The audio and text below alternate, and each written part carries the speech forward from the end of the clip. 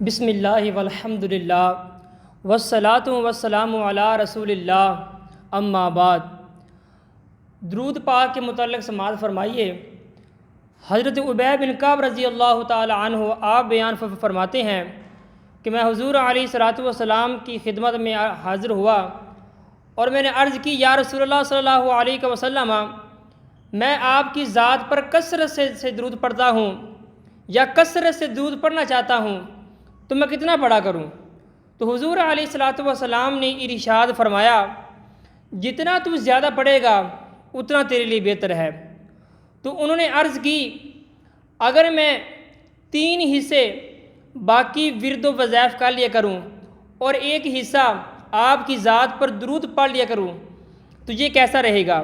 تو حضور علیہ الصلاۃ والسلام نے ارشاد فرمایا، اگر تو اس سے زیادہ کرے تو تیرے لیے زیادہ بہتر ہے۔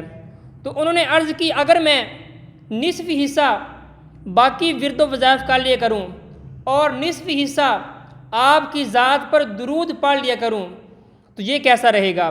تو حضور علیہ الصلاۃ والسلام نے ارشاد فرمایا، اگر تو اس سے بھی زیادہ کرے تو تیرے لیے زیادہ بہتر ہے۔ تو انہوں نے عرض کی، اگر میرے لیے زیادہ بہتر ہے تو میں 3 حصے آپ کی ذات پر درود پڑھ لیا کروں اور 1 حصہ باقی ورد و وظائف کا لیا کروں۔ تو حضور علیہ الصلاۃ والسلام نے ارشاد فرمایا، اگر تو اس سے بھی زیادہ کرے تو تیرے لیے زیادہ بہتر ہے۔ انہوں نے پھر عرض کی، اگر میں سارا ہی آپ کی ذات پر درود پڑھ لیا کروں تو یہ کیسا رہے گا؟ تو یہ سن کر حضور علیہ الصلاۃ والسلام نے ارشاد فرمایا، اگر تو ایسا کر لے گا تو تیرے سارے کام سنور جائیں گے اور اللہ تعالیٰ تیرے سارے گناہ بخش دے گا۔ سبحان اللہ، کتنی بڑی نعمت ہے کہ جس ذات پر درود پڑھنے کی وجہ سے سارے کام سنور جاتے ہیں اور گناہ بھی بخش دیے جاتے ہیں۔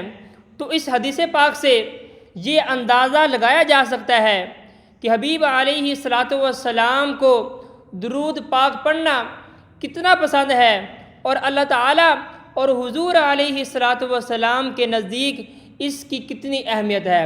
اللہ تعالیٰ سے دعا ہے کہ اللہ تعالیٰ ہمیں حضور علیہ الصلاۃ والسلام کی ذات پر کثرت سے درود پڑھنے کی توفیق عطا فرمائے۔